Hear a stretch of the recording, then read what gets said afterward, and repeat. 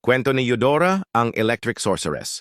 Sa mundo ng erodisyo, may isang batang babae na ipinanganak na may pambihirang kakayahan. Kaya niyang manipulahin ang kuryente. Siya si Eudora, isang batang may potensyal na maging dakilang mago. Sa murang edad pa lamang, napansin na ng mga guro sa paaralan ng mahika ang kanyang talento.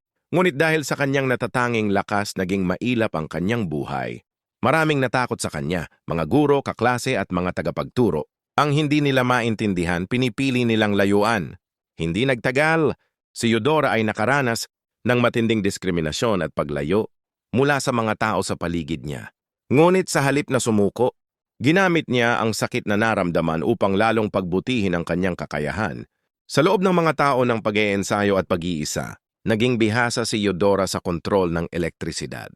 Naging mas matatag siya hindi lamang sa kanyang kapangyarihan, kundi pati na rin sa kanyang loob.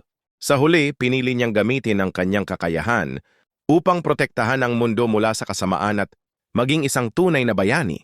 Ngayon bilang Electric Sorceress, si Eudora ay kinikilala bilang isa sa pinakamakapangyarihang magi sa Land of Dawn, handang gamitin ang kanyang kapangyarihan upang maghatid ng katarungan at ilaw sa gitna ng dilim.